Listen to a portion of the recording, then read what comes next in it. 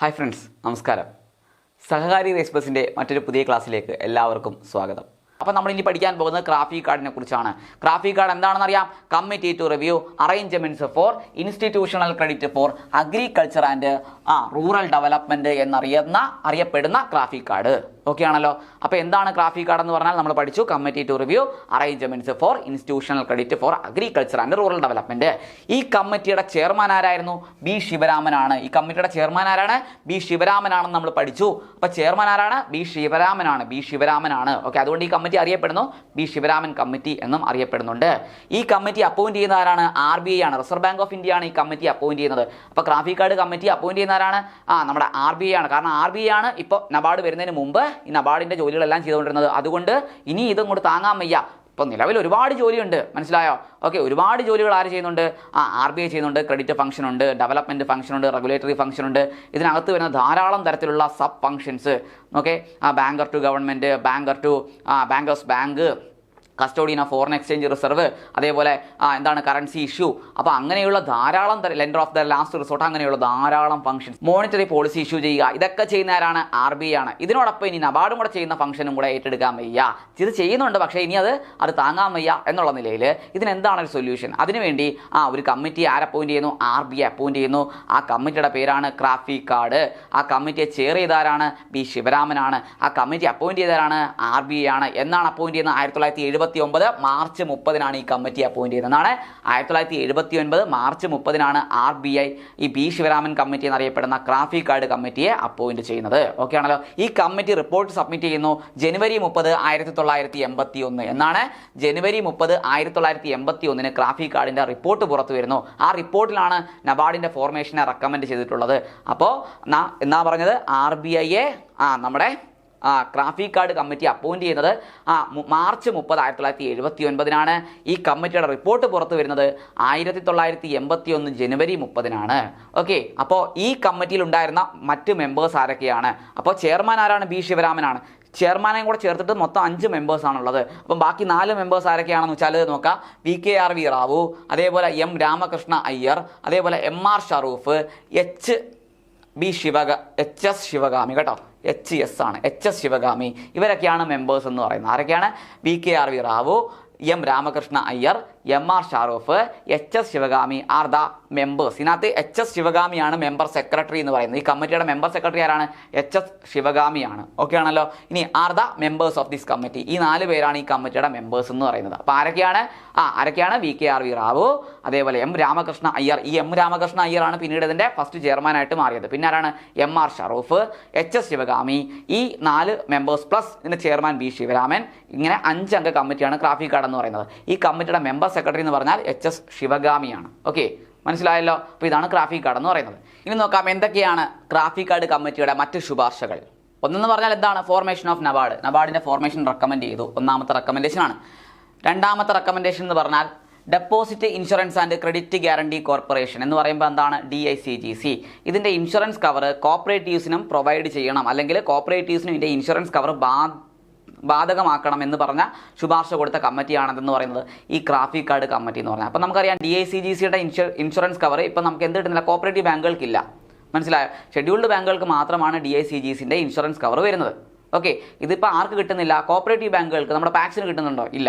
അപ്പോൾ ഇത് കോപ്പറേറ്റീവ് മേഖലക്കും കൂടെ ഈ പറഞ്ഞ deposit insurance and credit guarantee കോർപ്പറേഷൻ്റെ ഇൻഷുറൻസ് കവർ ബാധകമാക്കണമെന്നും പറഞ്ഞിട്ട് റെക്കമെൻഡേഷൻ ആര് കൊടുത്തിട്ടുണ്ട്? നമ്മുടെ ശിവരാമൻ കമ്മിറ്റി അല്ലെങ്കിൽ ഗ്രാഫിക് കാർഡ് കമ്മിറ്റി റെക്കമെൻഡേഷൻ ശുപാർശ സമർപ്പിച്ചിട്ടുണ്ടെന്നുള്ളത് മനസ്സിലാക്കിയിരിക്കുക. ഓക്കെ, ഇനി DICGCനെ കുറിച്ചാണ്. DICGC എന്ന് പറഞ്ഞാൽ അറിയാമല്ലോ, deposit insurance and credit guarantee corporation. 1978 July 15 എന്ത് വരുന്നത്? ഈ പറഞ്ഞ DICGC നിലവിൽ വരുന്നത്. ആസ്പർ ഇതിന് ഒരു ആക്ട് ഉണ്ടായിരുന്നു. നമ്മുടെ DICGC വരുന്നതിന് മുമ്പ് നോക്കെ DICGC. ഓക്കെ, ഇതിനെ രണ്ടായിട്ട് തരംതിരിച്ചിരുന്നു. DIC പിന്നെ CGC. എന്താണ്? DIC എന്നും പിന്നെ CGC എന്നും. ഡെപ്പോസിറ്റ് ഇൻഷുറൻസ് കോർപ്പറേഷനും അതേപോലെ CGC ക്രെഡിറ്റ് ഗ്യാരണ്ടി കോർപ്പറേഷൻ, അങ്ങനെ രണ്ട് തരത്തിലുള്ള സ്ഥാപനങ്ങളായിരുന്നു ഈ deposit insurance and credit guarantee corporation വരുന്നതിന് മുമ്പുണ്ടായിരുന്നത്. ഓക്കെ, അപ്പോൾ ഈ ഡെപ്പോസിറ്റ് ഇൻഷുറൻസ് കോർപ്പറേഷൻ എന്ന് പറയുന്നത് നിലവിൽ വരുന്നത് as per deposit insurance act പ്രകാരമാണ്. അത് 1961 പാസ് ചെയ്യുന്നത്. Okay, 1961 deposit insurance act pass ചെയ്യുന്നത്. ഇത് പ്രകാരമാണ് ഡെപ്പോസിറ്റ് ഇൻഷുറൻസ് കോർപ്പറേഷൻ 1962 നിലവിൽ വരുന്നത്. ഓക്കെ ആണല്ലോ. അപ്പോൾ അങ്ങനെയാണ് ഡെപ്പോസിറ്റ് ഇൻഷുറൻസ് കോർപ്പറേഷൻ വരുന്നത്. പിന്നെ വരുന്നത് 1971 ക്രെഡിറ്റ് ഗ്യാരണ്ടി കോർപ്പറേഷൻ എന്നാണ്. 1971 ഈ ക്രെഡിറ്റ് ഗ്യാരണ്ടി കോർപ്പറേഷൻ. ഓക്കെ, അങ്ങനെ രണ്ട് സ്ഥാപനങ്ങൾ നിലവിൽ വന്നു. എന്നൊക്കെയായിട്ട് 1961 ഡെപ്പോസിറ്റ് ഇൻഷുറൻസ് ആക്ട് പ്രകാരം ഡെപ്പോസിറ്റ് ഇൻഷുറൻസ് കോർപ്പറേഷൻ നിലവിൽ വരുന്നു. എന്നിട്ട് ക്രെഡിറ്റ് ഗ്യാരണ്ടി കോർപ്പറേഷൻ എന്നാണ് വരുന്നത് 1971. ഇനി ഈ രണ്ട് സ്ഥാപനങ്ങളുടെ മെർജ് ചെയ്ത് എന്നാണ് 1978 ജൂലൈ 15 ഈ രണ്ട് ഡെപ്പോസിറ്റ് ഇൻഷുറൻസ് കോർപ്പറേഷനും ക്രെഡിറ്റ് ഗ്യാരണ്ടി കോർപ്പറേഷനോടെ മെർജ് ചെയ്ത് എന്തായിട്ട് മാറുന്നു?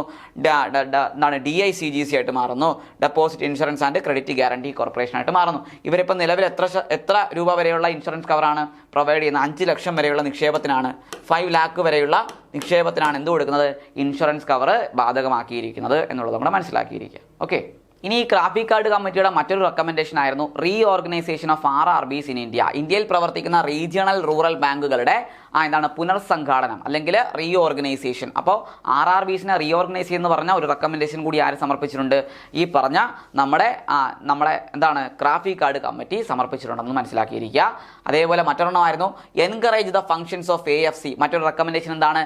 Encourage the functions of AFC. AFC എന്ന് പറഞ്ഞാൽ എന്താണ്? Agricultural financial corporation. 1968 ഒരു ഡീംഡ് ഗവൺമെൻറ് ഇൻസ്റ്റിറ്റ്യൂഷനായിട്ടാണ് AFC നിലവിൽ വന്നത്.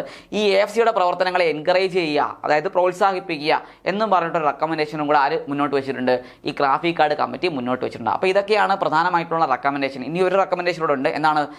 Recommended to disburse loans like ST, MT, LT, short term, medium term, long term ലോണുകൾ ഒരു സിംഗിൾ വിൻഡോ വഴി കൊടുക്കുക, ഏകജാലകം വഴി കൊടുക്കുക. നമുക്കറിയാം ഇപ്പം കോപ്പറേറ്റീവ് സെക്ടറിലാണെങ്കിൽ ഷോർട്ട് ടേമും മീഡിയം ടേമും ഒരു സംവിധാനം വഴിയും അതേപോലെ ലോങ് ടേം മറ്റൊരു സംവിധാനം വഴിയാണ് കൊടുക്കുന്നത്. ഈ 3 ടൈപ്പ് ലോണുകളും ഒറ്റ സംവിധാനം വഴി, അതായത് ഒരു ഏകജാലകം വഴി പ്രൊവൈഡ് ചെയ്യുക, സിംഗിൾ വിൻഡോ പ്രകാരം കൊടുക്കുക എന്നുള്ളതാണ് ആര് റെക്കമെൻഡ് ചെയ്ത മറ്റൊരു റെക്കമെൻഡേഷൻ, ഗ്രാഫിക് കാർഡ് മുന്നോട്ട് വെച്ച മറ്റൊരു റെക്കമെൻഡേഷൻ എന്ന് പറയുന്നത്. അപ്പോൾ ഇത്രയും റെക്കമെൻഡേഷൻസ് ഗ്രാഫിക് കാർഡിൻ്റെ റെക്കമെൻഡേഷനകത്ത് വരുന്നതാണ്. ഓക്കെ, ഇനി അടുത്ത പോയിട്ട് നോക്കാം. E-Shakti is a pilot project of NABARD for digitalization of self-help group SHGs. This project launched on 15th March 2015. എന്ന് പറയുമ്പോൾ 2015 മാർച്ച് 15 നബാർഡ് കൊണ്ടുവന്ന ഒരു പദ്ധതിയാണ് E-Shakti എന്ന് പറയുന്നത്. എന്താണ് E-Shakti എന്ന് പറയുന്നത്? ഇതൊരു പൈലറ്റ് പ്രോജക്റ്റ് ആണ്. എന്താണ് പൈലറ്റ് പ്രോജക്റ്റ് എന്ന് പറഞ്ഞാൽ? പരീക്ഷണാടിസ്ഥാനത്തിൽ നടപ്പിലാക്കിയ ഒരു പദ്ധതിയായിരുന്നു E-Shakti എന്ന് പറയുന്നത്. അപ്പോൾ ഇത് കൊണ്ടുവന്നത് 15 മാർച്ച് 2015 എന്താണ് അതിൻ്റെ purpose? For digitalisation of self help group. എന്താണ്? SHGകളെ, അതായത് നബാർഡ് പ്രൊമോട്ട് ചെയ്യുന്നതാണ് ഈ SHG എന്ന് പറഞ്ഞാൽ സെൽഫ് ഹെൽപ്പ് ഗ്രൂപ്പ്. ഇതൊരു നോൺ ഗവൺമെൻറ്റൽ ഓർഗനൈസേഷൻ ആണ്, NGO ആണ്. ഓക്കെ ആണല്ലോ.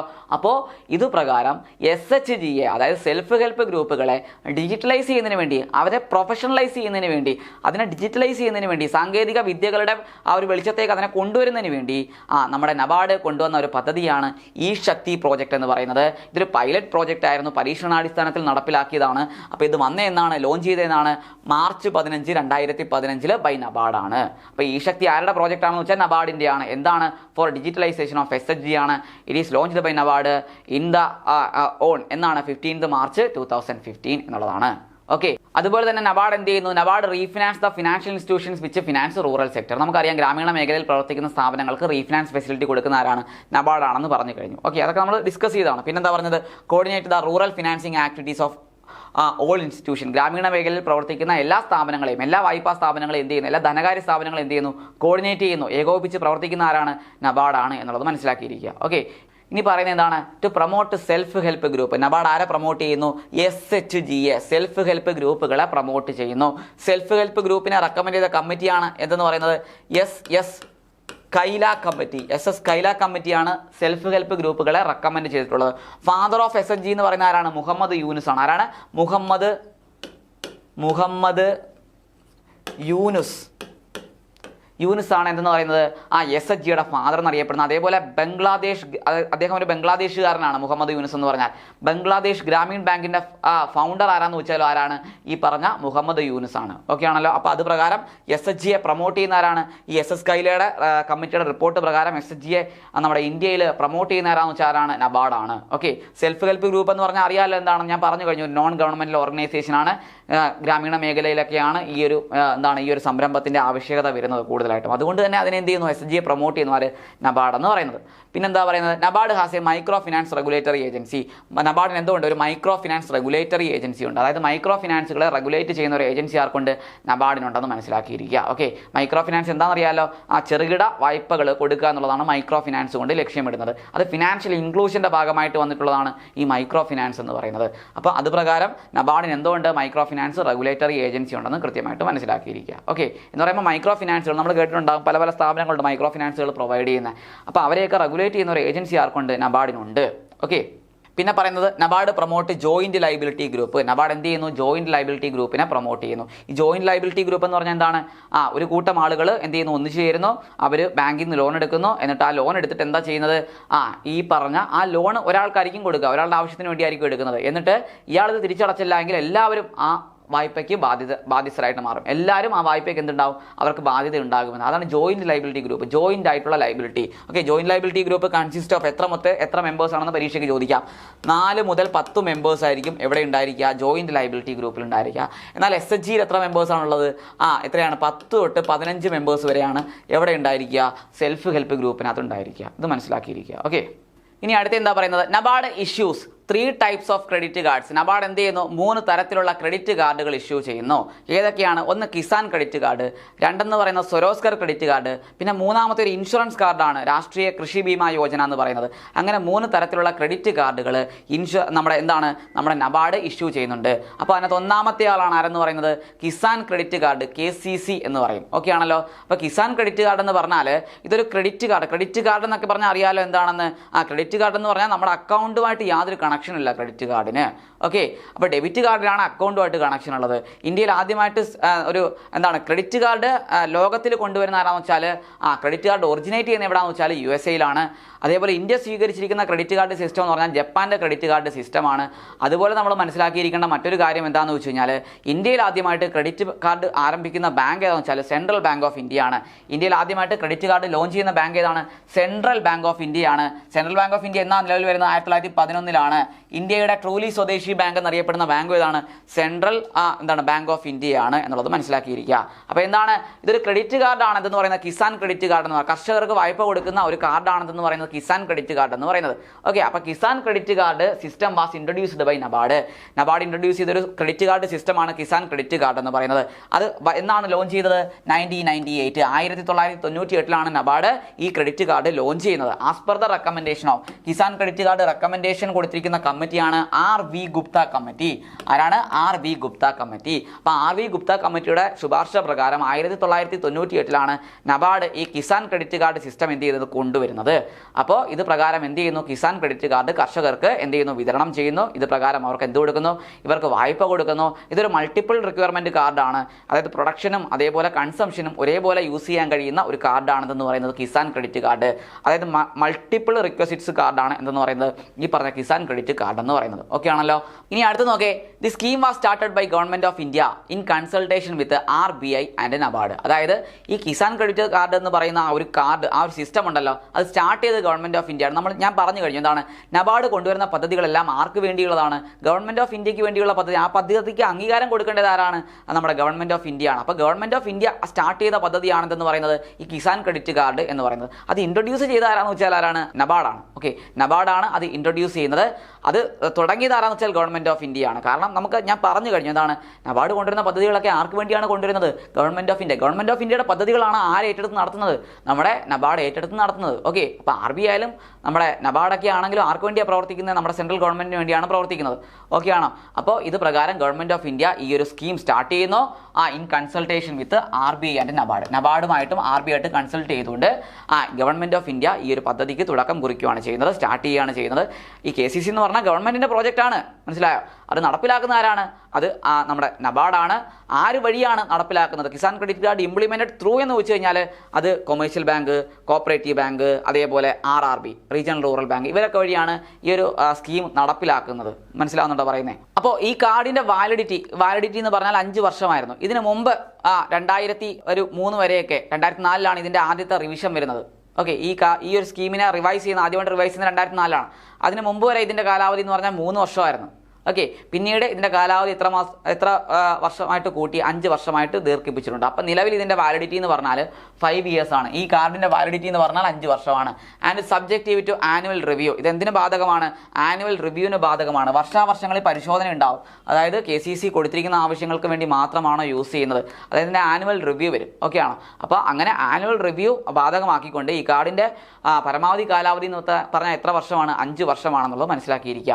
ഈ കാർഡ് 2 തരത്തിലുള്ള ആവശ്യങ്ങൾക്കും യൂസ് ചെയ്യാം. പ്രൊഡക്ഷൻ ക്രെഡിറ്റിനും കൺസംഷൻ ക്രെഡിറ്റിനും യൂസ് ചെയ്യാമെന്ന് ഞാൻ പറഞ്ഞു കഴിഞ്ഞു. Okay, the KCC scheme was further revise 2012 by a working group. അത് ആരാൽ? ഒരു വർക്കിംഗ് ഗ്രൂപ്പിനെ വെച്ചുകൊണ്ട് under the chairmanship of Shri TM ബാസിൻ്റെ ചെയർമാൻഷിപ്പിലുള്ള ഒരു വർക്കിംഗ് ഗ്രൂപ്പിനെ വെച്ചുകൊണ്ട് 2012 ഈ KCCയെ പിന്നെയും റിവൈസ് ചെയ്യുകയാണ്. എന്താണ് അതിൻ്റെ ഉദ്ദേശം? With a view to simplify the scheme.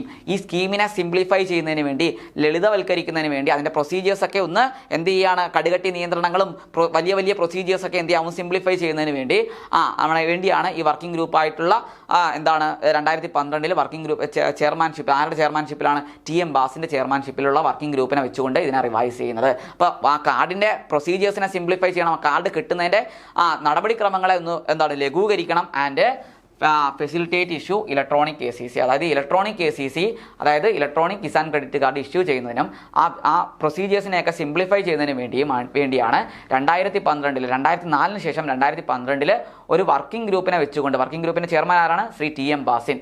അതിനെ വെച്ചുകൊണ്ട് എന്താണ് KCC സ്കീമിനെ എന്ത് ചെയ്യാണ്? പിന്നീട് വീണ്ടും 2012 റിവൈസ് ചെയ്യുന്നത്. ഓക്കെ ആണല്ലോ? അപ്പോൾ ഇനി നമുക്ക് നോക്കാം.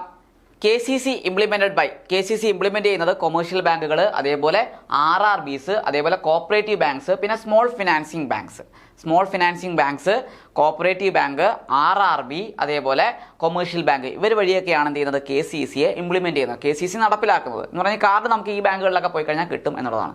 കർഷകനാവണം കേട്ടോ. ഇനി അടുത്തത് സ്വരോസ്കർ ക്രെഡിറ്റ് കാർഡാണ്. സ്വരോസ്കർ ക്രെഡിറ്റ് കാർഡ് സിസ്റ്റം എന്നുള്ളതാണ്. ഓക്കെ, അപ്പോൾ എന്താണ് സ്വരോസ്കർ ക്രെഡിറ്റ് കാർഡ്? നമ്മുടെ നബാർഡിൻ്റെ മറ്റൊരു ക്രെഡിറ്റ് കാർഡാണ് സ്വരോസ്കർ ക്രെഡിറ്റ് കാർഡ്. ഇത് 2003 നമ്മുടെ പ്രൈം മിനിസ്റ്റർ ഒരു ഡിക്ലറേഷൻ കൊണ്ടുവന്നുകൊണ്ട്, ഒരു പ്രസ്താവന ഇറക്കിക്കൊണ്ട് ഈ ഒരു ക്രെഡിറ്റ് കാർഡ് സിസ്റ്റം കൊണ്ടുവരുന്നത്. അപ്പോൾ സ്വരോസ്കർ ക്രെഡിറ്റ് കാർഡ് ഇൻട്രൊഡ്യൂസ് ചെയ്തത് 2003. നബാർഡ് ഇത് ഇൻട്രൊഡ്യൂസ് ചെയ്യുന്നത് 2003. ഓക്കെ, ഇനി അടുത്തത് ഈ സ്വരോസ്കർ ക്രെഡിറ്റ് കാർഡ് സ്കീം PCRDBയിൽ നമ്മുടെ primary cooperative agriculture and rural development ബാങ്കിൽ നടപ്പിലാക്കുന്നത് 2004. അപ്പോൾ നബാർഡ് ഇൻട്രൊഡ്യൂസ് ചെയ്യുന്നത് 2003. ഇത് PCRDBയിൽ നടപ്പിലാക്കുന്നത് 2004. മനസ്സിലാവുന്നുണ്ടോ പറയുന്നത്? നമ്മൾ തൊട്ട് മുകളിൽ പഠിച്ചു വന്ന KCC, നമ്മുടെ KCC എന്ന് പറഞ്ഞാൽ കിസാൻ ക്രെഡിറ്റ് കാർഡ്. ഇത് നബാർഡ് കൊണ്ടുവന്ന് 1998 പറഞ്ഞില്ലേ? 98 പറഞ്ഞു. ഇത് PCRDBയിൽ നടപ്പിലാക്കുന്ന എന്നാണ് 2005, 2005. ഇതൊന്ന് പഠിച്ചു വെച്ചോണം കേട്ടോ.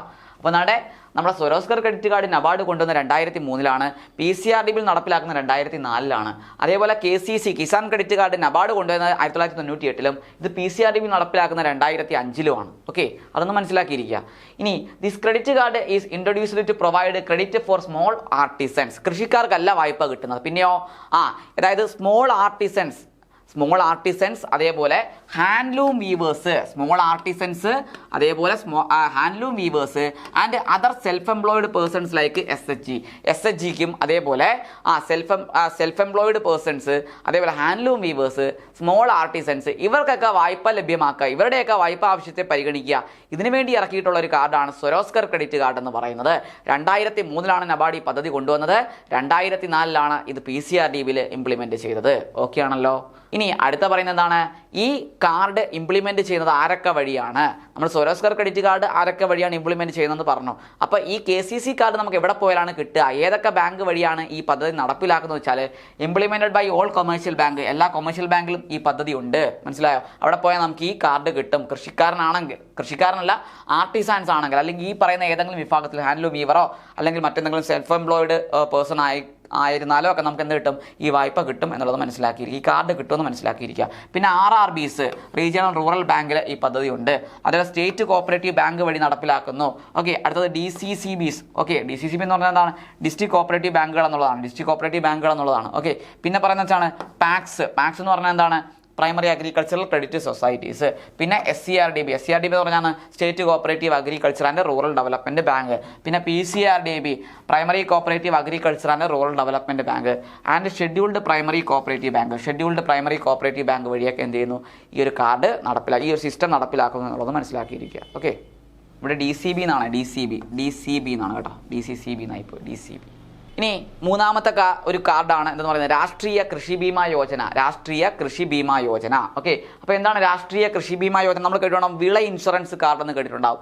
കർഷകർക്ക് അവരുടെ ക്രോപ്പ് ഫെയിലിയർ, എന്തെങ്കിലുമൊക്കെ നാച്ചുറൽ കലാമിറ്റീസ് വഴി ക്രോപ്പ് ഫെയിലിയർ ഉണ്ടായിക്കഴിഞ്ഞാൽ ആ നഷ്ടം നികത്തുന്ന ഇൻഷുറൻസ് കവർ പ്രൊവൈഡ് ചെയ്യുന്ന കാർഡാണ് രാഷ്ട്രീയ കൃഷി ബീമാ യോജന. ഇതും കൊണ്ടുവന്നിരിക്കുന്നത് നബാർഡാണ്, ഇത് ഇൻട്രൊഡ്യൂസ് ചെയ്തത് നബാർഡാണ്. അപ്പോൾ എന്താണ് ഇതിൻ്റെ രാഷ്ട്രീയ കൃഷി ബീമാ യോജന പ്രകാരമുള്ള കാർഡിൻ്റെ ആ ഒരു ഗുണഭോക്താവ് ആരാണ്, എന്താണ് അതിൻ്റെ പ്രയോജനം എന്ന് വെച്ചാൽ നമുക്ക് നോക്കാം. ടു പ്രൊവൈഡ് ഇൻഷുറൻസ് കവറേജ്, ഇതിൻ്റെ ബെനിഫിറ്റ് എന്ന് പറഞ്ഞാൽ ഇൻഷുറൻസ് കവറേജ് കിട്ടുക എന്നുള്ളതാണ്. ആൻഡ് ഫിനാൻഷ്യൽ സപ്പോർട്ട്, അതുവഴി എന്ത് കിട്ടും, ഫിനാൻഷ്യൽ സപ്പോർട്ട് കിട്ടുന്നു. ഓക്കെ, സാമ്പത്തികമായിട്ട് എന്താണ് ഒരു ബാക്കപ്പ് കിട്ടുന്നു. ഓക്കെ, ടു ഫാർമേഴ്സ്, ആർക്കാണ് ലഭിക്കുന്നത്, കൃഷിക്കാർക്കാണ് ലഭിക്കുന്നത്. ഓക്കെയാണ്, കൃഷിക്കാർക്കാണ് ലഭിക്കുന്നത്. In the event of failure of crops due to natural calamities like flood, drought etcetera. അതായത് വരൾച്ച മൂലമോ അല്ലെങ്കിൽ വെള്ളപ്പൊക്കം മൂലമോ ഒക്കെ വിളനാശം ഉണ്ടായിക്കഴിഞ്ഞാൽ ആ വിളയ്ക്ക് ഇൻഷുറൻസ് കവറേജ് ലഭ്യമാക്കിക്കൊണ്ട് അവരുടെ നഷ്ടത്തെ നികത്തുന്ന ഒരു പരിപാടിയാണെന്ന് പറയുന്നത് ഈ രാഷ്ട്രീയ കൃഷി ബീമാ യോജനയിലൂടെയുള്ള വിള ഇൻഷുറൻസ് കാർഡ് വഴി നബാർഡ് പ്രൊവൈഡ് ചെയ്യുന്നത്. അപ്പോൾ ഇതും ആരുടെ തന്നെയാണ്, ഈ നബാർഡിൻ്റെ തന്നെയാണെന്ന് മനസ്സിലാക്കിയിരിക്കുക. ഓക്കെ, ഇനി നബാർഡിൻ്റെ ഫംഗ്ഷൻസ് പ്രധാനമായിട്ടും 3 തരത്തിലുള്ള ഫംഗ്ഷൻസ് ആണ് നബാർഡിനുള്ളത്. ഒന്നെന്ന് പറഞ്ഞാൽ ഫിനാൻഷ്യൽ ഫംഗ്ഷൻ അല്ലെങ്കിൽ ക്രെഡിറ്റ് ഫംഗ്ഷൻ, രണ്ടാമത് ഡെവലപ്മെൻറ്റ് ഫംഗ്ഷൻസ്, മൂന്നാമത് റെഗുലേറ്ററി ഫംഗ്ഷൻ അല്ലെങ്കിൽ സൂപ്പർവൈസറി ഫംഗ്ഷൻ. അങ്ങനെ 3 ടൈപ്സ് ഓഫ് ഫംഗ്ഷൻസ് ആർക്കുണ്ട്, നബാർഡ് ചെയ്യുന്നുണ്ട്.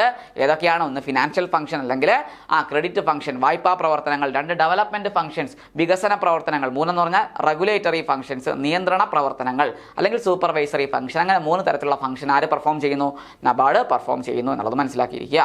ഓക്കെ, അപ്പോൾ നമുക്ക് ആദ്യം ആരെക്കുറിച്ച് പഠിക്കാം, ഫിനാൻഷ്യൽ ഫംഗ്ഷൻ അല്ലെങ്കിൽ ക്രെഡിറ്റ് ഫംഗ്ഷനെ കുറിച്ച് പറയാം. അപ്പോൾ എന്താണ് ഫിനാൻഷ്യൽ ഫംഗ്ഷനകത്ത്, ക്രെഡിറ്റ് ഫംഗ്ഷനകത്ത് വരുന്നത്?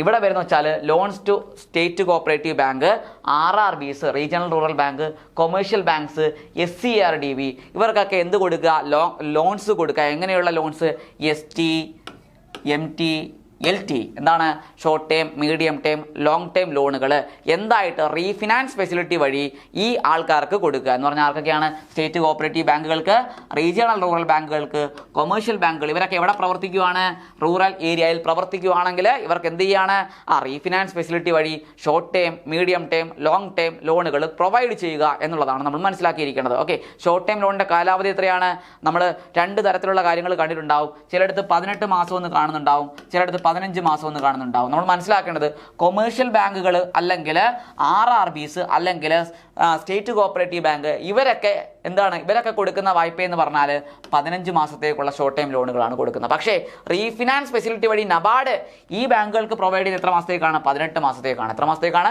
18 മാസത്തേക്കാണെന്ന് മനസ്സിലാക്കിയിരിക്കുക. ഓക്കെ ആണല്ലോ, അതാണ് ഈ 18ഉം 15. അപ്പോൾ ഷോർട്ട് ടൈം ലോണിൻ്റെ കാലാവധി എന്ന് പറഞ്ഞാൽ നമ്മുടെ ബാങ്കുകൾ കൊടുക്കുന്ന എത്രയാണ്, 15 മാസത്തേക്കാണ് കൊടുക്കുന്നത്. ഷോർട്ട് ടൈം ലോണിൻ്റെ കാലാവധി എന്ന് പറഞ്ഞാൽ 15 മാസമാണ് മാക്സിമം എന്ന് പറയുന്നത്. എന്നാൽ റീഫിനാൻസ് ഫെസിലിറ്റി പ്രകാരം നബാർഡ് ഈ ബാങ്കുകൾക്കെല്ലാം പ്രൊവൈഡ് ചെയ്യുന്ന എത്ര മാസത്തേക്കാണ്, 18 മാസത്തേക്കാണ്. അതാണ് ഈ 18 വന്നേക്കുന്നത്. 15 വന്നേക്കുന്നത് ബാങ്കുകളാണ് എന്നുള്ളത്. ബാങ്കുകൾ ഇൻഡിവിജ്വലിന് കൊടുക്കുന്നത് 15 മാസത്തേക്ക് ഷോർട്ട് ടൈം ലോണ്.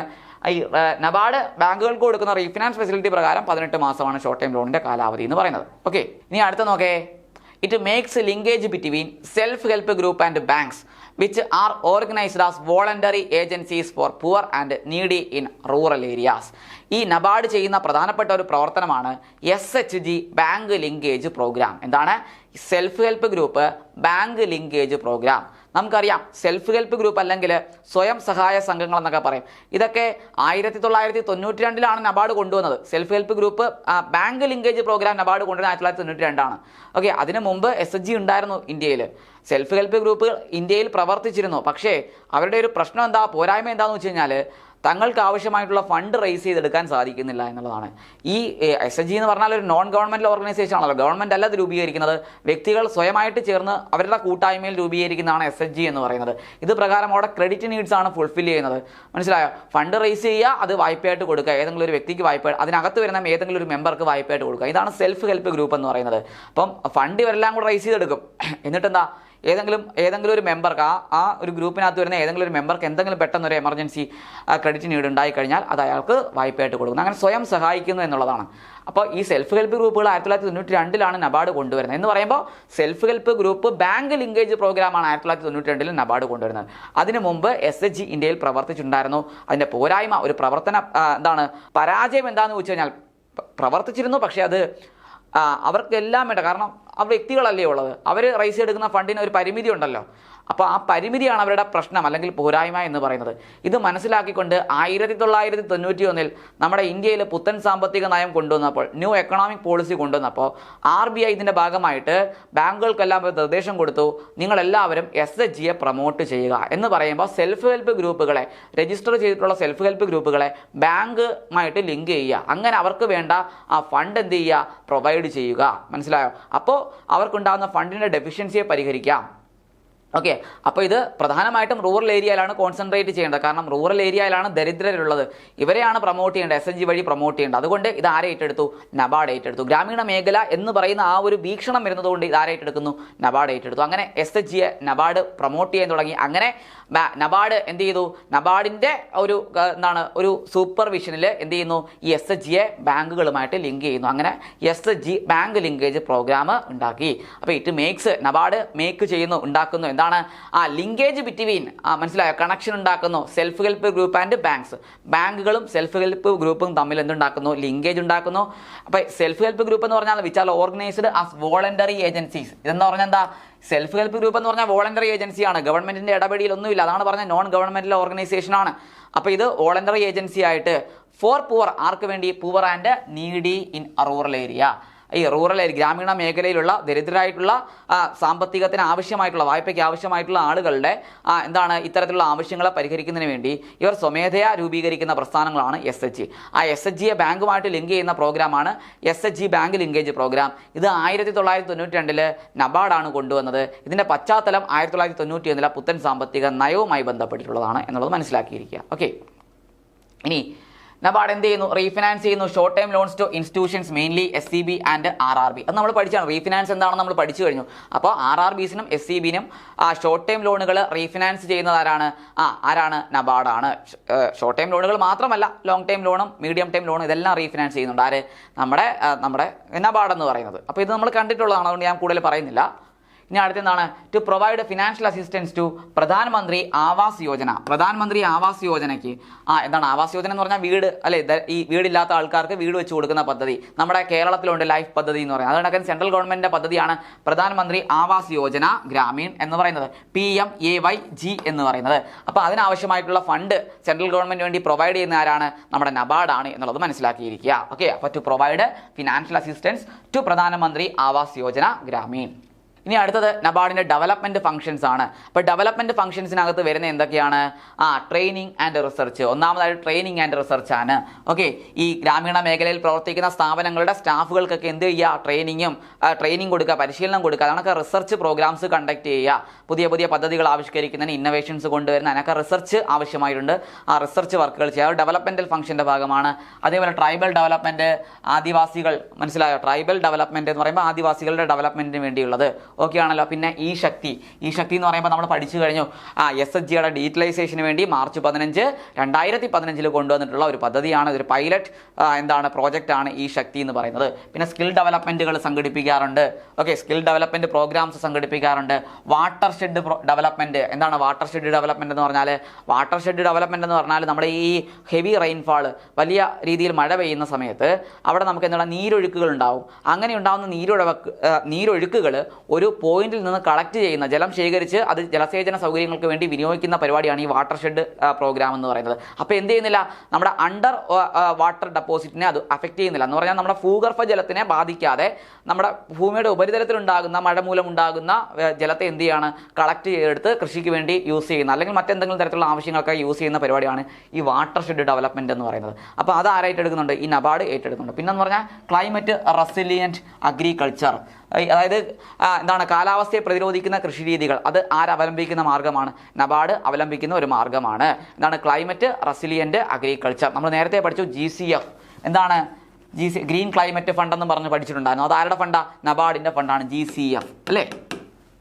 പിന്നെ പറഞ്ഞ umbrella programme on natural resource management, അതായത് നമ്മുടെ സ്വാഭാവികമായിട്ടുള്ള വിഭവങ്ങളെ എന്താണ് പ്രൊട്ടക്റ്റ് ചെയ്യാൻ ആവശ്യമായിട്ടുള്ള അംബർല പ്രോഗ്രാംസ് ഒക്കെ സംഘടിപ്പിക്കാറുണ്ട്. പിന്നെ ഫിനാൻഷ്യൽ ഇൻക്ലൂഷൻ്റെ ഭാഗമായിട്ടാണ് SHG, അതേപോലെ മൈക്രോ ഫിനാൻസ്, JLG ഒക്കെ ആര് പ്രൊമോട്ട് ചെയ്യുന്നത്, നമ്മുടെ നബാർഡ് പ്രൊമോട്ട് ചെയ്യുന്നത്. ഒരു ഡെവലപ്മെൻറ്റ് ഫംഗ്ഷനകത്ത് വരുന്നതാണ്. ഓക്കെ, പിന്നെ ട്രൈബൽ ഡെവലപ്മെൻറ്റ്. ഓക്കെ, പിന്നെ വന്ന micro finance sector. Micro finance എന്ന് പറഞ്ഞാൽ ഞാൻ പറഞ്ഞു എന്താണ് ഫിനാൻഷ്യൽ ഇൻക്ലൂഷൻ്റെ ഭാഗമായിട്ടുള്ളതാണ്. അതിനുവേണ്ടി എന്തുകൊണ്ട് ഒരു മൈക്രോ ഫിനാൻസ് റെഗുലേറ്ററി ഏജൻസി എന്നാർക്കുണ്ട്, നബാർഡിനുണ്ട്. അപ്പോൾ ഇതൊക്കെ നബാർഡിൻ്റെ ഡെവലപ്മെൻറ്റ് ഫംഗ്ഷനകത്ത് വരുന്നതാണ്. ഓക്കെ, അടുത്തായിട്ട് റെഗുലേറ്ററി ഫംഗ്ഷൻ അല്ലെങ്കിൽ സൂപ്പർവൈസറി ഫംഗ്ഷൻ ഓഫ് നബാർഡ്. ഇതിനകത്ത് വരുന്ന എന്താണ്, നമ്മുടെ ബാങ്കിങ് റെഗുലേഷൻ ആക്ടിൻ്റെ സെക്ഷൻ 35 ഉപവകുപ്പ് 6 പ്രകാരം നബാർഡിന് അധികാരം കിട്ടിയിട്ടുണ്ട്. എന്താണ്, കോപ്പറേറ്റീവ് ബാങ്കുകളിലും RRBയിലും ഒക്കെ ഇൻസ്പെക്ഷൻ നടത്താനുള്ള, പരിശോധന നടത്താനുള്ള ഒരു അധികാരം നബാർഡിന് ബാങ്കിങ് റെഗുലേഷൻ ആക്ടിൻ്റെ സെക്ഷൻ 35 സബ്സെക്ഷൻ 6 പ്രകാരമുണ്ട്. ഇത് പ്രകാരം നബാർഡ് എന്ത് ചെയ്യുന്നു, RRBയിലും കോപ്പറേറ്റീവ് ബാങ്കിലും ഒക്കെ ഇൻസ്പെക്ഷൻ നടത്തുന്നു. ആരുടെ സഹായത്തോടു കൂടി, അതിൻ്റെ ഇൻസ്പെക്ഷൻ ഡിപ്പാർട്ട്മെൻറ്റിൻ്റെ സഹായത്തോടു കൂടി. നബാർഡിന് 2 ഡിപ്പാർട്ട്മെൻറ്റ് ഉണ്ടല്ലോ, അതിലൊന്നാണല്ലോ ഇൻസ്പെക്ഷൻ ഡിപ്പാർട്ട്മെൻറ്റ്. ആ ഇൻസ്പെക്ഷൻ ഡിപ്പാർട്ട്മെൻറ്റ് ചെയ്യുന്നതാണ് ഈ പറഞ്ഞ ഗ്രാമീണ മേഖലയിൽ പ്രവർത്തിക്കുന്ന കോപ്പറേറ്റീവ് ബാങ്കുകളിലും RRBയിലും ഒക്കെ എന്താണ് പരിശോധന നടത്തുക. As per section 35 subsection 6 of banking regulation act 1949. Banking regulation act 1949ൻ്റെ സബ്സെക്ഷൻ 35(6) പ്രകാരം നബാർഡിനെ എംപവർ ചെയ്യുന്നു, നബാർഡിനെ അധികാരപ്പെടുത്തിയിരിക്കുന്നു ടു അണ്ടർടേക്ക് ഇൻസ്പെക്ഷൻ നടത്താൻ. എവിടേക്കാണ്, RRBയിലും കോപ്പറേറ്റീവ് ബാങ്കുകളിലും. ഓക്കെ അല്ലേ. അടുത്ത നബാർഡിൻ്റെ ഫണ്ടുകളെ കുറിച്ചാണ് നമ്മൾ പഠിക്കാൻ പോകുന്നത്. ഒന്നാമത് എന്താണ്, national rural credit long term operation fund. അപ്പോൾ അങ്ങനെ ഒരു ഫണ്ട് ആർക്കുണ്ട്, നബാർഡിനുണ്ട്. ഇത് പരീക്ഷയ്ക്ക് ചോദിച്ചിട്ടുണ്ട്, അത് കൃത്യമായിട്ട് പഠിക്കണം. എന്താണ്, for giving long term loans to കോപ്പറേറ്റീവ്സിനൊക്കെ ലോങ് ടേം ദീർഘകാല വായ്പകളൊക്കെ കൊടുക്കുന്നതിന് വേണ്ടിയും ആൻഡ് പർച്ചേസിംഗ് ദ ഷെയർസ്, അവരുടെ ഷെയറുകളൊക്കെ പർച്ചേസ് ചെയ്യുന്ന കോപ്പറേറ്റീവ് സൊസൈറ്റികളൊക്കെ ഇഷ്യൂ ചെയ്യുന്ന ഷെയറുകളൊക്കെ സബ്സ്ക്രൈബ് ചെയ്യുന്നതിന് വേണ്ടിയും, അതേപോലെ തന്നെ ഞാൻ പറഞ്ഞു കഴിഞ്ഞു നമ്മുടെ ലോങ് ടേം എന്താണ് അഗ്രികൾച്ചറൽ ക്രെഡിറ്റ് സ്ട്രക്ചറുകളിൽ ഡിബഞ്ചർ റേസ് ചെയ്ത് ഫണ്ട് കളക്ട് ചെയ്യുന്ന ഒരു എന്താണ് ബാങ്കാണ് KCRDB. അപ്പോൾ അവർ ഇഷ്യൂ ചെയ്യുന്ന ഡിബഞ്ചറുകളൊക്കെ സബ്സ്ക്രൈബ് ചെയ്യുന്നതിന് വേണ്ടിയും നബാർഡ് യൂസ് ചെയ്യുന്ന ഫണ്ടാണ് national rural credit long term operation fund. അപ്പോൾ national rural credit long term operation ഫണ്ടിൻ്റെ പ്രയോജനങ്ങൾ അല്ലെങ്കിൽ അതിൻ്റെ ഉപയോഗങ്ങൾ എന്തൊക്കെയാണെന്ന് വെച്ചാൽ, ഒന്ന് എന്താണ് സഹകരണ സ്ഥാപനങ്ങൾക്ക്, അതായത് കോപ്പറേറ്റീവ് സൊസൈറ്റികൾക്ക് ലോണുകൾ കൊടുക്കുന്നതിന് വേണ്ടി. എങ്ങനെയുള്ള ലോണാണ്, ദീർഘകാല വായ്പ. ലോങ് ടേം ആ പേരിനകത്ത് തന്നെ നടപ്പുണ്ട്, ലോങ് ടേം ഓപ്പറേഷൻ ആണ്. അതുകൊണ്ട് ദീർഘകാല വായ്പകൾ കൊടുക്കുന്നതിന് വേണ്ടി, അതേപോലെ സഹകരണ സ്ഥാപനങ്ങൾ ഇഷ്യൂ ചെയ്യുന്ന ഷെയർ അത് സബ്സ്ക്രൈബ് ചെയ്യുന്നതിന് വേണ്ടി എന്ന് പറഞ്ഞാൽ നമ്മുടെ അറിയാലോ, നമ്മൾ പഠിക്കുന്നുണ്ട്, നമ്മുടെ ലോയ്ക്കകത്ത് പഠിക്കുന്നുണ്ട് സ്റ്റേറ്റ് എയ്ഡിൽ എന്തുകൊണ്ട്, ഡയറക്റ്റ് ഷെയർ ക്യാപിറ്റൽ പാർട്ടിസിപ്പേഷനും ഇൻഡയറക്റ്റ് ഷെയർ ക്യാപിറ്റൽ പാർട്ടിസിപ്പേഷനും. അപ്പോൾ സ്റ്റേറ്റ് ഗവൺമെൻറ്റാണ് ഇത് നടത്തേണ്ടത്. അപ്പോൾ അതിനുവേണ്ടി സ്റ്റേറ്റ് ഗവൺമെൻറ്റിന് ഫണ്ട് കൊടുക്കുന്നത് നബാർഡ് മെയിൻറ്റെയിൻ ചെയ്യുന്ന എന്തിൽ നിന്നാണ്, നമ്മുടെ ഈ പറഞ്ഞ national rural credit long term operation ഫണ്ടിൽ നിന്നാണ്.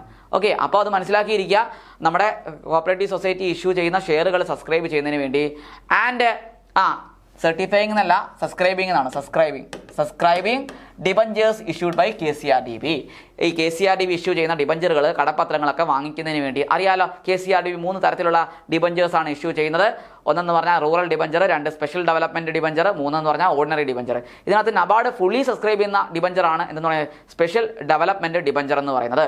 അപ്പോൾ ഇത് നബാർഡ് വാങ്ങിക്കാൻ, ഇത് സബ്സ്ക്രൈബ് ചെയ്യാൻ നബാർഡ് യൂസ് ചെയ്യുന്ന ഫണ്ടാണ് national rural credit long term operation fund. അപ്പോൾ ഇതൊക്കെയാണ് national rural credit long term operation ഫണ്ടിൻ്റെ യൂസ് എന്ന് പറയുന്നത്, ഉപയോഗങ്ങൾ എന്ന് പറയുന്നത്. അപ്പോൾ രണ്ടാമത്തെ നോക്കേ, national rural credit stabilisation fund. National rural credit stabilisation fund എന്ന് പറഞ്ഞാൽ എന്തിനാണ് നബാർഡ് യൂസ് ചെയ്യുന്നത്, for converting short term loans to medium term loans. അതായത് ഈ പറഞ്ഞ നാച്ചുറൽ കലാമിറ്റീസ് ഒക്കെ വരുമ്പോൾ, അല്ലെങ്കിൽ എന്തെങ്കിലും ഒരു പ്രതികൂല സാഹചര്യം വരുമ്പോൾ ഷോർട്ട് ടേം ലോൺ എടുത്തിരിക്കുന്ന ആൾക്കാർക്ക് പറഞ്ഞ സമയത്തിനുള്ളിൽ, ആ ഹ്രസ്വകാലത്തിനുള്ളിൽ അത് തിരിച്ചടയ്ക്കാൻ പറ്റിയില്ല എന്ന് വരാം. വരാം. അപ്പോൾ അതുകൊണ്ട് ഇങ്ങനെയുള്ള ഷോർട്ട് ടൈം ലോണുകളെ മീഡിയം ടൈം ലോണുകളാക്കി കൺവേർട്ട് ചെയ്യുന്നതിന് വേണ്ടി യൂസ് ചെയ്യുന്ന ഫണ്ടാണ് national rural credit stabilisation fund എന്ന് പറയുന്നത്. അപ്പോൾ ഈ രണ്ട് ഫണ്ടും, national rural credit long time operation ഫണ്ടും നാഷണൽ റൂറൽ ക്രെഡിറ്റ് സ്റ്റെബിലൈസേഷൻ ഫണ്ടും, ഇത് രണ്ടും നബാർഡിൻ്റെ ഫണ്ടിനകത്ത് വരുന്നതാണ്. ഓക്കെ, അപ്പോൾ നമ്മൾ പഠിച്ചു കഴിഞ്ഞു national rural credit stabilisation fund. Okay, ഇത് എന്തുപോലെ പ്രവർത്തിക്കും? നമ്മുടെ KCS ആക്ടിനകത്തൊരു ഫണ്ട് ഉണ്ടല്ലോ, അഗ്രികൾച്ചറൽ ക്രെഡിറ്റ് സ്റ്റെബിലൈസേഷൻ ഫണ്ട് എന്ന് പറഞ്ഞൊരു ഫണ്ട് ഉണ്ടല്ലോ. ഓക്കെ, അത് എത്രയാണ്? നെറ്റ് പ്രോഫിറ്റിൻ്റെ 7% കുറയാത്ത ഭാഗം. ഓക്കെ, മാറ്റി വെക്കണം എന്ന് പറഞ്ഞാൽ ഇത് സ്റ്റാറ്റ്യൂട്ടറി റിസർവ് അല്ല എന്നൊക്കെ നമ്മൾ പറഞ്ഞിട്ടുണ്ട്. സ്റ്റാറ്റ്യൂട്ടറി ഫണ്ട് അല്ല. ഓക്കെ, നോൺ സ്റ്റാറ്റ്യൂട്ടറി ഫണ്ടാണ് അഗ്രികൾച്ചറൽ ക്രെഡിറ്റ് സ്റ്റെബിലൈസേഷൻ ഫണ്ട് എന്ന് പറയുന്നത്. അപ്പോൾ അതേപോലെ പ്രവർത്തിക്കുന്ന ഒരു ഫണ്ടാണെന്ന് പറയുന്നത് national rural credit stabilisation fund എന്ന് പറയുന്നത്. ഓക്കെ, ഇനി അടുത്തത് research and development fund. Research and development fund ഞാൻ പറഞ്ഞു, ഇപ്പോൾ പുതിയ പുതിയ പദ്ധതികളൊക്കെ ഗ്രാമീണ മേഖലയിൽ ആവിഷ്കരിക്കുന്നതിന് വേണ്ടിയും പിന്നെ സ്കിൽ ഡെവലപ്മെൻറ്റ് പ്രോഗ്രാമൊക്കെ സംഘടിപ്പിക്കുന്നതിന് വേണ്ടിയും അതുപോലെ പുതുമകൾ ഇന്നോവേഷൻസ് ഒക്കെ കൊണ്ടുവരുന്നതിന് വേണ്ടിയും ഇങ്ങനെയുള്ള അതേപോലെ കാർഷിക മേഖലയിൽ പുതിയ അവസരങ്ങളൊക്കെ കൊണ്ടുവരുന്നതിന് പദ്ധതികളൊക്കെ ആവിഷ്കരിക്കുന്നത്, അത് കണക്ക് പുതിയ സാങ്കേതിക വിദ്യകളൊക്കെ കാർഷിക മേഖലയിലൊക്കെ കൊണ്ടുവരുന്നതിനുമൊക്കെ വേണ്ടി യൂസ് ചെയ്യുന്നൊരു ഫണ്ടാണ് റിസർച്ച് ആൻഡ് ഡെവലപ്മെൻറ്റ് ഫണ്ട് എന്ന് പറയുന്നത്. റിസർച്ച് ആൻഡ് ഡെവലപ്മെൻറ്റ് ഫണ്ട് എന്ന് പറയുന്നത്. പിന്നെന്താണ്?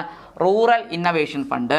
റൂറൽ ഇന്നവേഷൻ ഫണ്ട് എന്ന് പറഞ്ഞാൽ ഈ നമ്മുടെ ഗ്രാമീണ മേഖലയിൽ പുതുമകൾ കൊണ്ടുവരുന്നതിന് വേണ്ടിയുള്ള ഫണ്ടാണ് റൂറൽ ഇന്നവേഷൻ ഫണ്ട് എന്ന് പറയുന്നത്. ഓക്കെ, അടുത്തെന്ന് പറഞ്ഞാൽ റൂറൽ ഇൻഫ്രാസ്ട്രക്ചർ ഫണ്ട്. ഇത് പ്രധാനപ്പെട്ട ഒന്നാണ്. റൂറൽ ഇൻഫ്രാസ്ട്രക്ചർ ഫണ്ട് RIDF എന്നൊക്കെ പറയും. എന്താണ് RIDF എന്ന് പറയും? എന്തുവാ? Rural infrastructure development fund.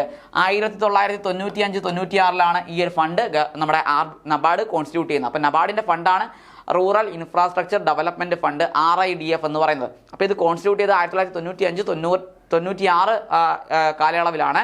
As per the direction from government, നമ്മുടെ സെൻട്രൽ ഗവൺമെൻറ്റിൻ്റെ നിർദ്ദേശപ്രകാരമാണ് RIDF, അതായത് research and development fund, NABARD 1995-96 കാലയളവിൽ കൊണ്ടുവരുന്നത്. ഓക്കെ, ഇനിഷ്യൽ കോൺട്രിബ്യൂഷൻ എന്ന് പറഞ്ഞാൽ ഇവിടെ പഠിച്ചോണം 2000 കോടിയാണ്.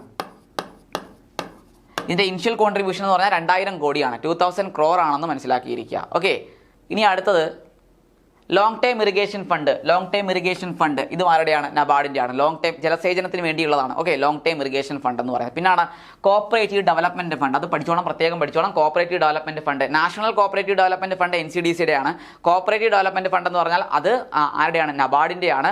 1992-93 കാലയളവിലാണ് നബാർഡ് ഈ ഒരു fund constitute. 1992-93 cooperative development fund NABARD constitute ചെയ്തിട്ടുള്ളത്. ഓക്കെ, ഇനി അടുത്തത് നമുക്ക് ഇതൊന്ന് എടുത്തു പഠിക്കാം. National rural credit long time operation fund എന്താണെന്ന് നമുക്ക് മനസ്സിലായതാണ്. എന്താണ്? To all India rural credit survey committee recommendation, അതായത് all India rural credit survey കമ്മിറ്റിയുടെ റെക്കമെൻഡേഷൻ പ്രകാരം ഈ ഒരു ഫണ്ട് കോൺസ്റ്റിറ്റ്യൂട്ട് ചെയ്യുകയാണ്. ഏത് fund? National rural credit long time operation fund constitute ചെയ്യുകയാണ് ചെയ്യുന്നത്. ഓക്കെ, പക്ഷേ ആദ്യം ഇതിൻ്റെ പേര് ഈ all India rural credit survey കമ്മിറ്റിയുടെ റെക്കമെൻഡേഷൻ പ്രകാരം ഈ ഫണ്ട് ആദ്യം രൂപീകരിക്കുമ്പോൾ ഇതിൻ്റെ പേര് national agricultural credit rural operation fund എന്നുള്ളതായിരുന്നു. National agricultural credit long time operation fund എന്നുള്ളതായിരുന്നു. എന്താണ്? National agricultural credit long time operation fund. അന്നത് ആരുടെ കീഴിലായിരുന്നു ഉണ്ടായിരുന്നത്? RBIയുടെ കീഴിലുണ്ടായിരുന്നു. All India rural credit survey committee വിവിധങ്ങളായിട്ടുള്ള ഫണ്ടുകൾ വിവിധ ഏജൻസികൾ കീപ്പ് ചെയ്യാനുള്ള റെക്കമെൻഡേഷൻ കൊടുത്തു.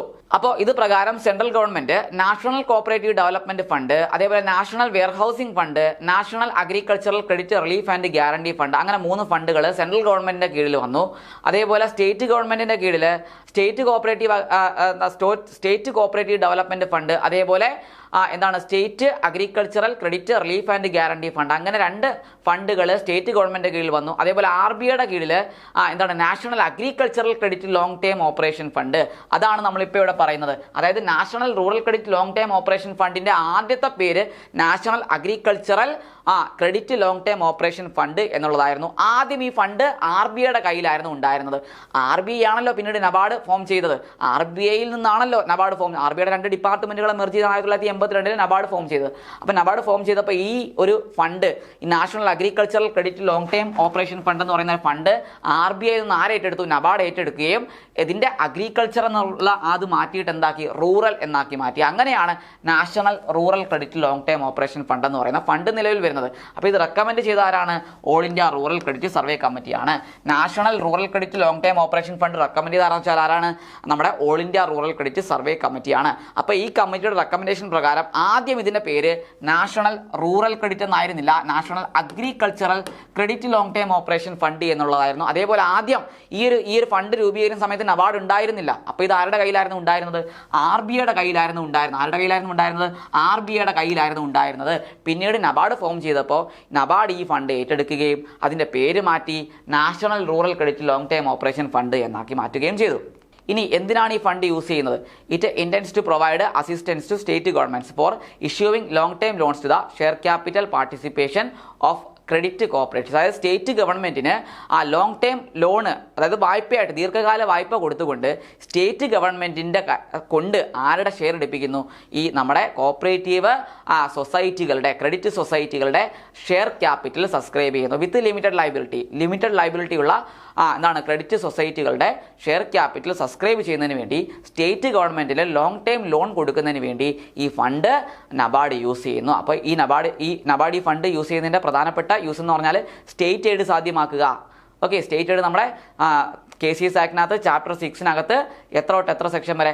42 തൊട്ട് അതേപോലെ എത്രയാണ് 54 വരെയുള്ള സെക്ഷനകത്ത് വ്യക്തമായിട്ട് സ്റ്റേറ്റ് എയ്ഡിനെ കുറിച്ച് പറയുന്നുണ്ട്. അത് ചാപ്റ്റർ 6 മെൻഷൻ ചെയ്യുന്നത്. അപ്പോൾ അത് പ്രകാരം കോപ്പറേറ്റീവ് ക്രെഡിറ്റ് ഓർഗനൈസേഷനുകളുടെ എന്താണ് ഷെയർ സബ്സ്ക്രൈബ് ചെയ്യുന്നതിന് വേണ്ടി സ്റ്റേറ്റ് ഗവൺമെൻറ്റിന് ലോങ് ടൈം ലോൺസ് ഇഷ്യൂ ചെയ്യുന്നത് നബാർഡ് ഈ പറഞ്ഞ ലോങ് ടൈം ഓപ്പറേഷൻ ഫണ്ടിൽ നിന്നാണ് എന്നുള്ളത് മനസ്സിലാക്കിയിരിക്കുക. രണ്ടെന്ന് പറഞ്ഞാൽ it also be used for subscribing debentures of land mortgage bank. നമ്മുടെ സംസ്ഥാനങ്ങളിൽ പ്രവർത്തിക്കുന്ന ലാൻഡ് മോർഗേജ് ബാങ്കുകൾ, അപ്പോൾ കേരളത്തിലാണെങ്കിൽ KCRDB, അവരുടെ ഫണ്ട് റേസ് ചെയ്യുന്നതിന് വേണ്ടി ഡിബഞ്ചറുകൾ ഇഷ്യൂ ചെയ്യാറുണ്ട്. അപ്പോൾ ഈ ഡിബഞ്ചറുകൾ സബ്സ്ക്രൈബ് ചെയ്യുന്നതിന് വേണ്ടി നബാർഡ് എന്ത് യൂസ് ചെയ്യുന്നു? ഈ national rural credit long time operation fund use ചെയ്യുന്നു. ഇനി അടുത്ത പറയുന്നത് വെച്ചാൽ before the issue of debentures for raising funds land development bank should obtain clearance from NABARD. അതായത് ഈ ഫണ്ട് റേസ് ചെയ്യുന്നതിന് വേണ്ടി ഡിബഞ്ചറുകൾ ഇഷ്യൂ ചെയ്യുന്നതിന് മുമ്പ് ലാൻഡ് മോർഗേജ് ബാങ്കുകൾ നബാർഡിൽ നിന്ന് ക്ലിയറൻസ് വാങ്ങിച്ചിരിക്കണം മുൻകൂറായിട്ട്. മനസ്സിലായോ? ഒബ്റ്റെയിൻ ക്ലിയറൻസ് ഫ്രം നബാർഡ് എന്ന് പറയുമ്പോൾ ഡിബഞ്ചർ ഇഷ്യൂ ചെയ്യുന്നതിന് ശേഷമല്ല ക്ലിയറൻസ് വാങ്ങിക്കേണ്ടത്, പിന്നെയോ ഡിബഞ്ചർ ഇഷ്യൂ ചെയ്യുന്നതിന് മുമ്പായിട്ട് ക്ലിയറൻസ് വാങ്ങിച്ചിരിക്കണം. ഈ ഡിബഞ്ചറിൻ്റെ ഇൻട്രസ്റ്റ് റേറ്റ് ഫിക്സ് ചെയ്യുന്നത് RBI ആയിരിക്കും. പക്ഷേ ഇത് ഇഷ്യൂ ചെയ്യുന്നതിന് മുമ്പായിട്ട് ലാൻഡ് ഡെവലപ്മെൻറ്റ് ബാങ്കുകൾ അല്ലെങ്കിൽ ലാൻഡ് മോർഗേജ് ബാങ്കുകൾ എന്ത് വാങ്ങിച്ചിരിക്കണം? ക്ലിയറൻസ് ആരുടെ കയ്യിൽ നിന്ന്? നബാർഡിൻ്റെ കയ്യിൽ നിന്ന് ക്ലിയറൻസ് ഒബ്റ്റെയിൻ ചെയ്തിരിക്കണം. ഇനി അടുത്തെന്താണ്? When NABARD was established in 1982 this fund was transferred to NABARD. RBIയുടെ കയ്യിലായിരുന്നു ആദ്യം ഈ ഫണ്ട് ഉണ്ടായിരുന്നത്. അന്ന് ഇതിൻ്റെ പേര് national agricultural credit long time operation fund എന്നായിരുന്നു. പിന്നീട് 1982 നബാർഡ് രൂപീകരിച്ചതോടുകൂടി ഈ ഫണ്ട് ആരിലേക്ക് ട്രാൻസ്ഫർ ചെയ്തു? നബാർഡിലേക്ക് ട്രാൻസ്ഫർ ചെയ്തു. ആര് ട്രാൻസ്ഫർ ചെയ്തു? RBI നബാർഡിലേക്ക് ഈ ഫണ്ടിനെ ട്രാൻസ്ഫർ ചെയ്തു. And now it is administered by NABARD. ഇപ്പോൾ ഈ ഫണ്ട് കൈകാര്യം ചെയ്യുന്ന ആരാണ്? നബാർഡാണ് ഈ ഫണ്ടിനെ കൈകാര്യം ചെയ്യുന്നത്, അഡ്മിനിസ്റ്റർ ചെയ്യുന്നത്. And the name is changed. അങ്ങനെ ഈ നബാർഡിൻ്റെ കയ്യിലേക്ക് ഈ ഫണ്ട് വന്നപ്പോഴേക്കും ഇതിൻ്റെ പേര് മാറ്റി എന്താക്കി മാറ്റി? National rural credit long time operation fund എന്നാക്കി മാറ്റി. ഓക്കെ അല്ലേ? ഇനി അടുത്തത് national rural credit stabilisation fund. അപ്പോൾ എന്താണ് national rural credit stabilisation fund എന്ന് പറയുന്നത്? In the year 1954 the Gorwala committee recommended to constitute a fund called national agricultural credit stabilisation fund under RBI. 1954 AD Gorwala കമ്മിറ്റിയുടെ റെക്കമെൻഡേഷൻ പ്രകാരം RBIയുടെ കീഴിൽ കോൺസ്റ്റിറ്റ്യൂട്ട് ചെയ്യാൻ പറഞ്ഞു. എന്ത് ഫണ്ട്?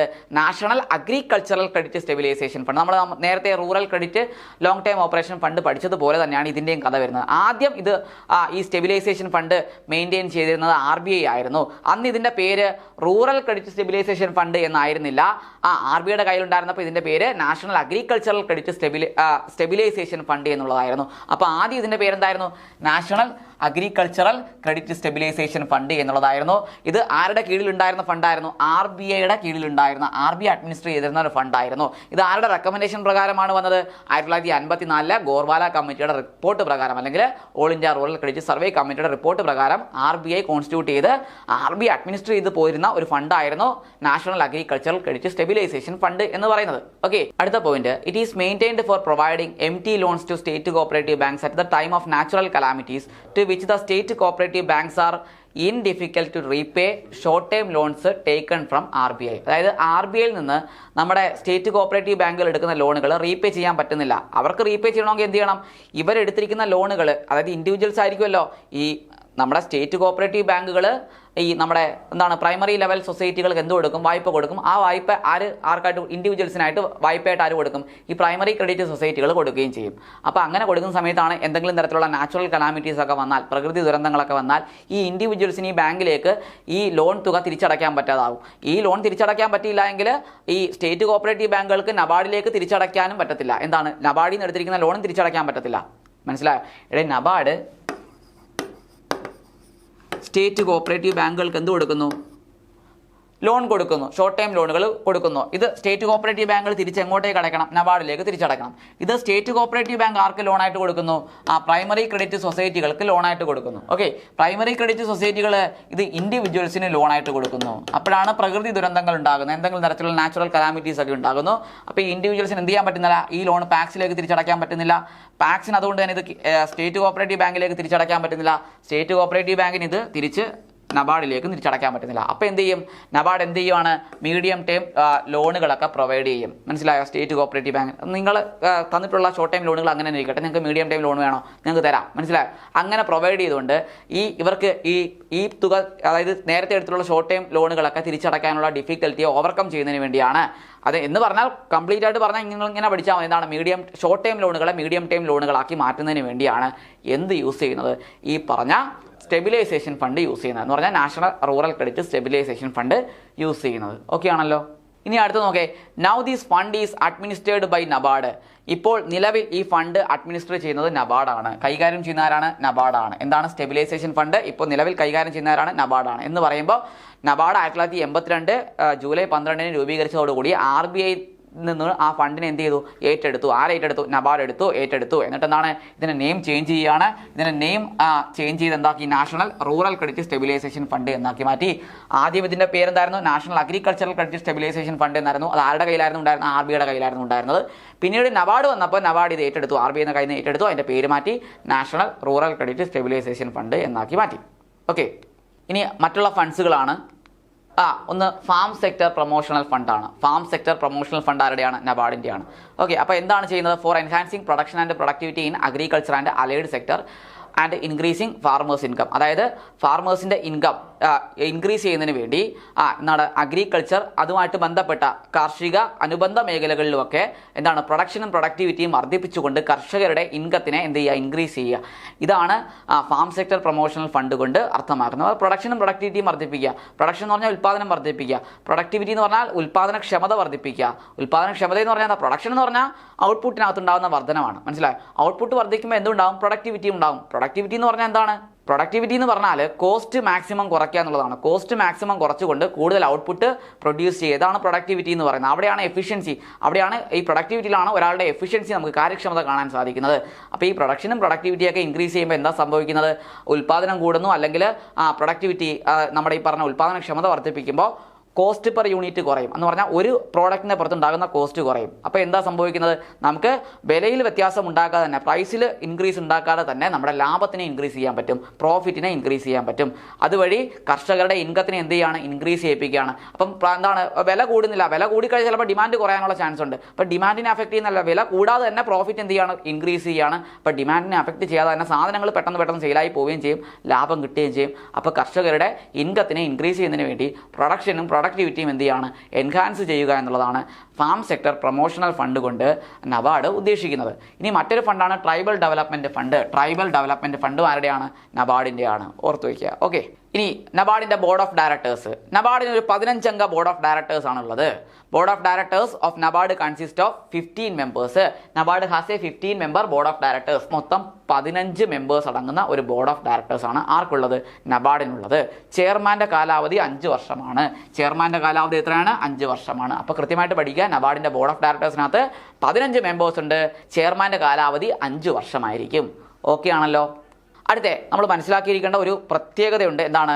നബാർഡിൻ്റെ ബോർഡിനകത്ത് ഒരിക്കലും ഒരു സിറ്റിംഗ് MLAക്കോ MPക്കോ മെമ്പർ ആകാൻ പറ്റത്തില്ല. അപ്പോൾ sitting MLA or MP shall not become the board of directors of NABARD. നബാർഡിൻ്റെ 15 അംഗ ബോർഡ് ഓഫ് ഡയറക്ടേഴ്സിനകത്ത് ഒരിക്കലും ഒരു സിറ്റിംഗ് MLAക്കോ MPക്കോ സ്ഥാനമില്ല.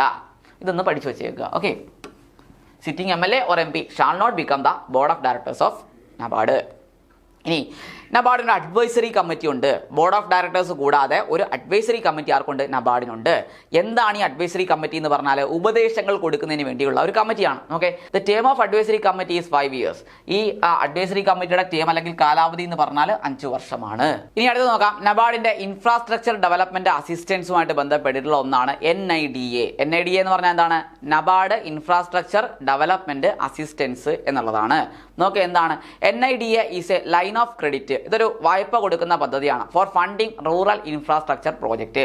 റൂറൽ ഇൻഫ്രാസ്ട്രക്ചർ പ്രോജക്റ്റുകൾ എന്ന് പറയുമ്പോൾ ഗ്രാമീണ അടിസ്ഥാന സൗകര്യ പദ്ധതികളിൽ, അടിസ്ഥാന സൗകര്യ വികസന പദ്ധതികളിലൊക്കെ നിക്ഷേപം നടത്തുന്ന അല്ലെങ്കിൽ മുതൽ മുടക്കുന്ന ഒരു വായ്പ ഒരു പദ്ധതിയാണെന്ന് പറയുന്നത് ഈ നബാർഡ് ഇൻഫ്രാസ്ട്രക്ചർ ഡെവലപ്മെന്റ് അസിസ്റ്റൻസ് എന്നുള്ളതാണ്. ഇതൊരു ലൈൻ ഓഫ് ക്രെഡിറ്റ് ആണ്. വായ്പ കൊടുക്കുകയാണ് ചെയ്യുന്നത്. എന്തിനു വേണ്ടിയാണ്? ഫണ്ട് സമാഹരിക്കുന്നതിന് വേണ്ടി. എന്തിനാണ്? റൂറൽ ഇൻഫ്രാസ്ട്രക്ചർ പ്രോജക്റ്റുകൾക്ക് ആവശ്യമായിട്ടുള്ള ഫണ്ട് സമാഹരിക്കുന്നതിന് വേണ്ടി. ഓക്കെ, അടുത്ത നബാർഡ് ഹാസ് 2 departments. നബാർഡിന് 2 ഡിപ്പാർട്ട്മെന്റുകളുണ്ട്. നമ്മൾ പറഞ്ഞതാണ് നബാർഡിന് 31 റീജിയണൽ ഓഫീസുകളും 2 ഡിപ്പാർട്ട്മെന്റുകളും ഉണ്ടെന്ന് പറഞ്ഞു. 2 ഡിപ്പാർട്ട്മെന്റുകൾ താഴെ പറയുന്നവയാണ്. ഒന്നാമത്തെ ഇൻസ്പെക്ഷൻ ഡിപ്പാർട്ട്മെന്റ്. ഇൻസ്പെക്ഷൻ ഡിപ്പാർട്ട്മെന്റ് നമ്മൾ പറഞ്ഞു ബാങ്കിങ് റെഗുലേഷൻ ആക്ടിന്റെ സെക്ഷൻ 35 സബ്സെക്ഷൻ 6 പ്രകാരം നമ്മുടെ എന്താണ് നബാർഡിന് കോപ്പറേറ്റീവ് ബാങ്കുകളിലും RRBസിലും ഒക്കെ എന്ത് ചെയ്യാം? ഇൻസ്പെക്ഷൻ കണ്ടക്ട് ചെയ്യാം. അങ്ങനെ ഇൻസ്പെക്ഷൻ കണ്ടക്ട് ചെയ്യുന്നതിൻ്റെ ഭാഗമായിട്ട് ഉള്ള ഡിപ്പാർട്ട്മെൻറ്റാണ് ഇൻസ്പെക്ഷൻ ഡിപ്പാർട്ട്മെൻറ്റ്. പിന്നെ പറഞ്ഞത് രണ്ടാമത്തെ department Vikas volunteer Vahini department VVV. ഇത് 1982 നബാർഡിനോടൊപ്പം തന്നെ നിലവിൽ വന്നിട്ടുള്ളതാണ്. ഈ വികാസ് വോളണ്ടിയർ വാഹിനി ഡിപ്പാർട്ട്മെൻറ്റിൻ്റെ പേര് ചെറുതായിട്ടൊന്ന് മാറ്റിയിട്ടുണ്ട്. 2005 ഈ പേര് മാറ്റം സംഭവിച്ചിരിക്കുന്നത്. 2005 ഈ വികാസ് വോളണ്ടിയർ വാഹിനി ഡിപ്പാർട്ട്മെൻറ്റിൻ്റെ പേര് എന്താക്കി മാറ്റി? ഫാർമേഴ്സ് ക്ലബ്ബ് എന്നാക്കി മാറ്റി. Now it is known as farmers club. Vikas volunteer Vahini department now known as farmers club എന്നാണ് ഈ പേരുമാറ്റം വന്നത്. 2005. ഓക്കെ, ഇനി നബാർഡിന്റെ സബ്സിഡിയറീസിനെ കുറിച്ച് പഠിക്കാം. നബാർഡിന്റെ സബ്സിഡിയറീസ് എന്ന് പറഞ്ഞാൽ നബാർഡിനൊരു 11ഓളം സബ്സിഡിയറീസ് ഉണ്ട്. അതിനകത്ത് പ്രധാനപ്പെട്ട ആളുകളെ മാത്രം നമ്മൾ പഠിച്ചാൽ മതി. ഓരോ ഫീൽഡിലും എന്താണ് സ്പെസിഫിക് ആയിട്ടുള്ള സെക്ടേഴ്സിൽ എന്താണ് അതിന് സാങ്കേതിക വൈദഗ്ധ്യവും കാര്യങ്ങളും ഒക്കെ കൊടുക്കുന്നതിന് വേണ്ടിയാണ് ഈ സബ്സിഡിയറീസിനെ നബാർഡ് ഫോം ചെയ്തിട്ടുള്ളത്. ഓക്കെ, ഒന്നാമത്തെ ആളാണ് നാബ് കിസാൻ. എന്താണ് നാബ് കിസാൻ? നാബ് കിസാൻ എന്ന് പറഞ്ഞാൽ എന്താണ്?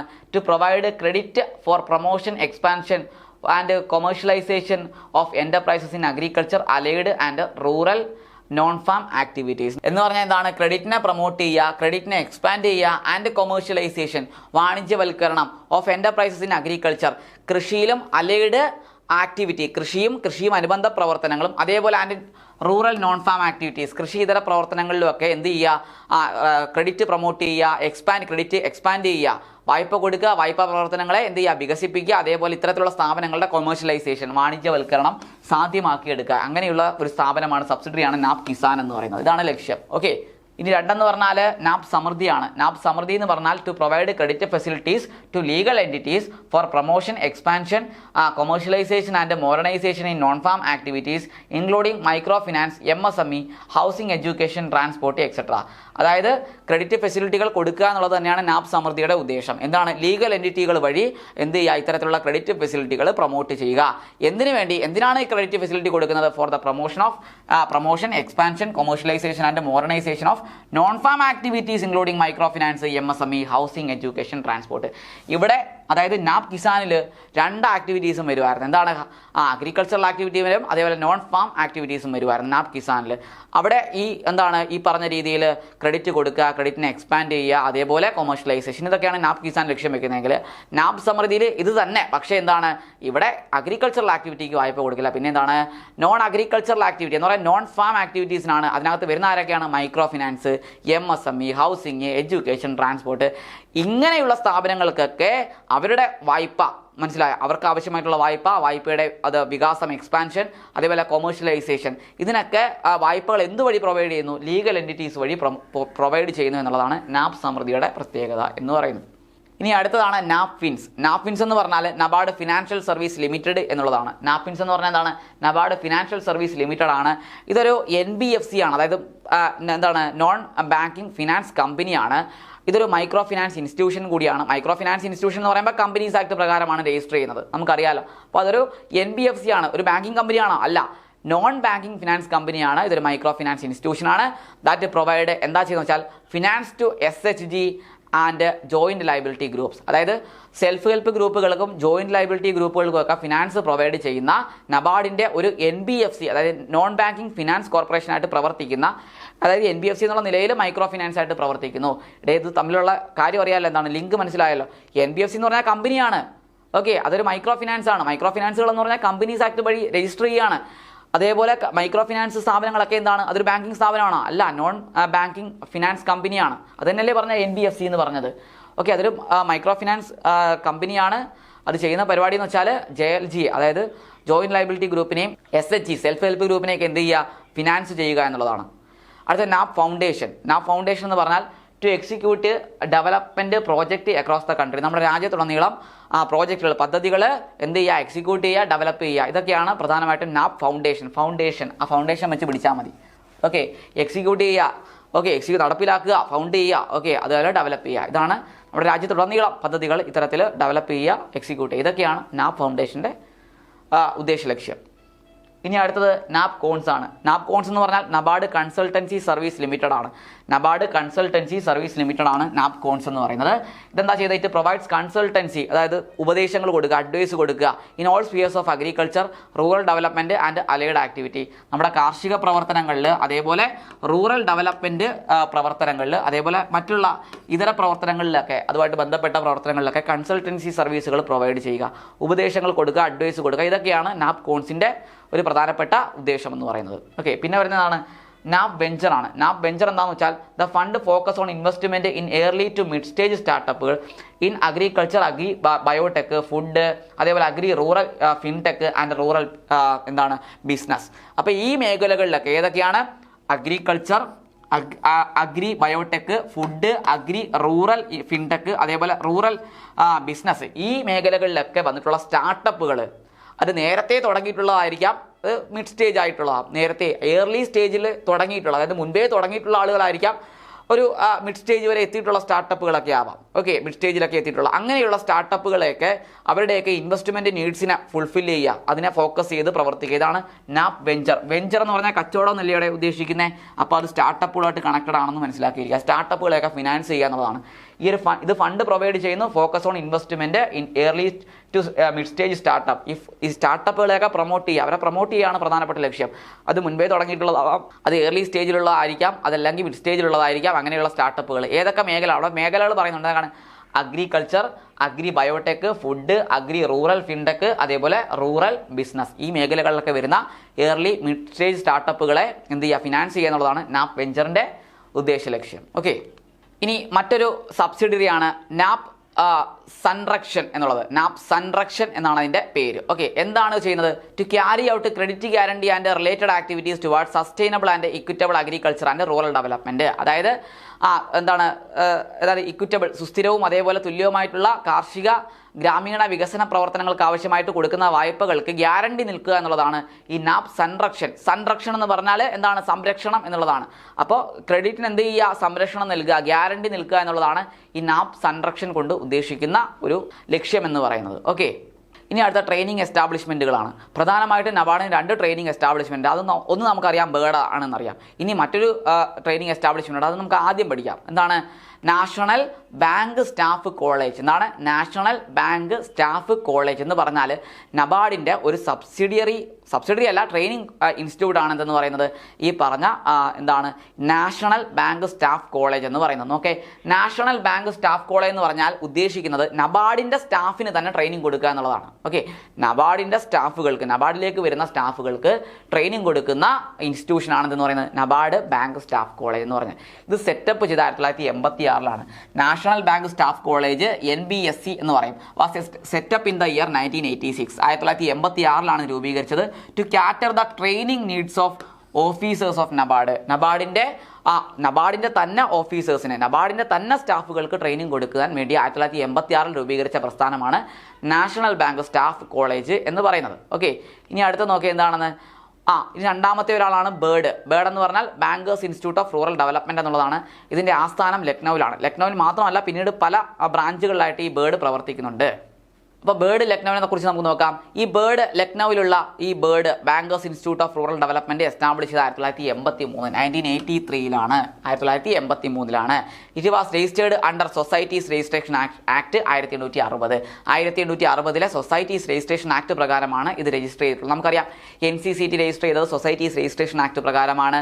അതേപോലെ NHRDF നമ്മുടെ നാഫിഡിൻ്റെ കീഴിലുള്ള നാഫിഡിൻ്റെ ഒരു സബ്സിഡറിയാണ് NHRDF, national horticulture research and development foundation എന്നുള്ളത്. അത് NHRDF ആണ്.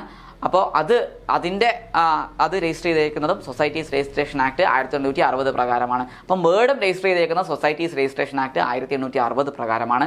1983 ഇത് നിലവിൽ വരുന്നത്. ഇതിൻ്റെ ആസ്ഥാനം ലക്നൗ ആണ്. ഓക്കെ ആണല്ലോ. ഇനി ഇവരെന്താ ചെയ്യുന്നത്? Provide training, research and consultancy service. Training കൊടുക്കുക, റിസർച്ച് കണ്ടക്ട് ചെയ്യുക, കൺസൾട്ടൻസി സർവീസ് ഒക്കെ പ്രൊവൈഡ് ചെയ്യുക. ഇതൊക്കെയാണ് ബേർഡ് ലക്നൌവിൻ്റെ പ്രധാനപ്പെട്ട ലക്ഷ്യങ്ങളെന്ന് പറയുന്നത്. ഇനി നോക്കേ, CPEC എന്ന് പറഞ്ഞാൽ എന്താ? Centre for professional excellency in cooperatives. Centre for professional excellency in cooperatives. Okay, ഇതെന്ന് പറഞ്ഞാൽ 2009 രൂപീകരിച്ചിട്ടുള്ളത്. CPEC വന്നിട്ടുള്ള എന്നാണ് 2009. ഈ ബേർഡിൻ്റെ തന്നെ കീഴിൽ പ്രവർത്തിക്കുന്ന ഒരു ട്രെയിനിങ് ഇൻസ്റ്റിറ്റ്യൂഷനാണ് CPEC എന്ന് പറയുന്നത്. ബേർഡിൻ്റെ ഒരു അനുബന്ധ സ്ഥാപനമാണ്. ഇതിൻ്റെ ആസ്ഥാനം ലക്നൗ തന്നെ. ബേർഡ് ലക്നൌവിൻ്റെ ഒരു അനുബന്ധമായിട്ട് പ്രവർത്തിക്കുന്ന, ലക്നൌവിൽ തന്നെ ബേർഡിനോടൊപ്പം പ്രവർത്തിക്കുന്ന സ്ഥാപനമാണ് CPEC. ഇതിൻ്റെ തന്നെ ഒരു ഡിവിഷനാണ് CPEC എന്ന് പറയുന്നത്. ബേർഡിൻ്റെ ഒരു ഡിവിഷനാണ് എന്തെന്ന് പറയുന്നത്? CPEC എന്ന് പറയുന്നത്. രൂപീകരിച്ച 2009 is the training centre at bird situated at Lucknow. Okay, എവിടെയാണോ ബേർഡ് ലൊക്കേറ്റ് ചെയ്ത്, എവിടെയാണ്? ലക്നൌവിലാണ്. അവിടെ തന്നെയാണ് ആരുമുള്ള? CPEC ഉള്ളത്. അതായത് ബേർഡ് എവിടെയാണോ അതിനോട് ചേർന്നിട്ട് ആ ഒരു ബേർഡിനോട് ചേർന്ന് പ്രവർത്തിക്കുന്നു എന്നുള്ളതാണ് CPEC. ഓക്കെ, ഇനി നബാർഡുമായി ബന്ധപ്പെട്ട ക്വിക്ക് വ്യൂ നമുക്ക് നോക്കാം. നബാർഡിൻ്റെ ഫോർമേഷൻ 1982 ജൂലൈ 12 ഇതിൻ്റെ നബാർഡിൻ്റെ ഹെഡ്ക്വാർട്ടേഴ്സ് സ്ഥിതി ചെയ്യുന്നത് മുംബൈയിലാണ്. അതേപോലെ നബാർഡിന് 31 റീജിയണൽ ഓഫീസുകളും 2 ഡിപ്പാർട്ട്മെൻറ്റുകളും, 7 ഡിപ്പാർട്ട്മെൻ്റ് അല്ല 2 ഡിപ്പാർട്ട്മെൻറ്റുകളും ഉണ്ട്. മനസ്സിലായോ? ഇനി ഇതിൻ്റെ ഇനിഷ്യൽ ക്യാപിറ്റൽ എന്ന് പറഞ്ഞാൽ 100 കോടിയാണ്. എത്രയാണ്? 100 കോടിയാണ് നബാർഡിൻ്റെ ഇനിഷ്യൽ ക്യാപിറ്റൽ എന്ന് പറയുന്നത്. ഓക്കെ, ഇനി അടുത്ത ഡെവലപ്മെൻറ്റ് ആക്ഷൻ പ്ലാൻ നബാർഡ് കൊണ്ടുവന്ന 1994 1994 ഡെവലപ്മെൻറ്റ് ആക്ഷൻ പ്ലാൻ നബാർഡ് കൊണ്ടുവന്നിട്ടുള്ളത്. അതേപോലെ expert committee on rural credit എന്നറിയപ്പെടുന്ന നബാർഡ് രൂപീകരിച്ച കമ്മിറ്റി അറിയപ്പെടുന്ന പേരാണ് വ്യാസ് കമ്മിറ്റി. അത് 2000 നബാർഡ് അപ്പോയിൻറ്റ് ചെയ്യുന്നത്. പിന്നെ പറഞ്ഞത് ക്രാഫിക്കാർഡ് കമ്മിറ്റി 1979 അപ്പോയിൻറ്റ് ചെയ്യുന്നത്. 1981 റിപ്പോർട്ട് സബ്മിറ്റ് ചെയ്യുന്നത്. 1979 നബാർഡ് 1979 മാർച്ച് 30 നമ്മുടെ RBI അപ്പോയിൻറ്റ് ചെയ്യുന്നു. 1981 ജനുവരി 30 റിപ്പോർട്ട് സബ്മിറ്റ് ചെയ്യുന്നു. ആര്? ക്രാഫിക്കാർഡ് കമ്മിറ്റി. ഓക്കെ, ഇനി അടുത്തത് ഡെപ്പോസിറ്റ് ഇൻഷുറൻസ് കോർപ്പറേഷൻ വരുന്ന 1962 as per deposit insurance corporation act 1961. Okay, ഇനി അടുത്ത ക്രെഡിറ്റ് ഗ്യാരണ്ടി കോർപ്പറേഷൻ ആണെങ്കിൽ 1971 വരുന്നത്. ഈ ശക്തി പ്രോജക്റ്റ് എന്ന് പറഞ്ഞാൽ SHGയെ ഡീറ്റലൈസ് ചെയ്യുന്നതിന് വേണ്ടി നബാർഡ് കൊണ്ടുവന്ന ഒരു പൈലറ്റ് പ്രോജക്റ്റാണ്. ഇത് 2015 മാർച്ച് 15 നബാർഡ് ഈ ശക്തി പ്രോജക്റ്റ് ലോഞ്ച് ചെയ്യുന്നത്. ഇനി rural infrastructure development project 1995-96 NABARD കൊണ്ടുവരുന്നതാണ്. 1995-96 rural infrastructure development project NABARD കൊണ്ടുവരുന്നത്. ഇനി KCC Kisan credit card 1998 NABARD introduce ചെയ്യുന്നത്. SCC Swarozgar credit card 2003 NABARD കൊണ്ടുവരുന്നത്. പിന്നെ നമ്മൾ പറഞ്ഞത് കോപ്പറേറ്റീവ് ഡെവലപ്മെൻറ്റ് ഫണ്ട് നബാർഡിൻ്റെ ഒരു ഫണ്ടാണ്, പ്രധാനപ്പെട്ട ഫണ്ടാണ്. 1992-93 നബാർഡ് ഈ കോപ്പറേറ്റീവ് ഡെവലപ്മെൻറ്റ് ഫണ്ട് രൂപീകരിക്കുന്നത്. പിന്നെ പറഞ്ഞ നബാർഡിൻ്റെ ബോർഡ് ഓഫ് ഡയറക്ടേഴ്സിനകത്ത് 15 മെമ്പേഴ്സ് ആയിരിക്കും ഉണ്ടായിരിക്കുക. ഓക്കെ, പിന്നെ ബേർഡ് എന്ന് പറഞ്ഞാൽ 1983 നബാർഡിൻ്റെ ട്രെയിനിങ് ഇൻസ്റ്റിറ്റ്യൂട്ടാണ് ബേർഡ് എന്ന് പറയുന്നത്. അതേപോലെ നാഷണൽ ബാങ്ക് സ്റ്റാഫ് കോളേജ് ഉണ്ട്. 1986 അത് രൂപീകരിച്ചിട്ടുള്ളത്. ഓക്കെ അല്ലേ? അടുത്തായിട്ട് വികാസ് വോളണ്ടിയർ വാഹിനി ഡിപ്പാർട്ട്മെൻറ്റ് 1982 വരുന്നത്. പിന്നെ farmers club, Vikas volunteer Vahini department ഇപ്പോൾ അറിയപ്പെടുന്നത് ഫാർമേഴ്സ് ക്ലബ്ബ് എന്നാണ്. 2005 പേര് മാറ്റിയത്. Okay, thank you all.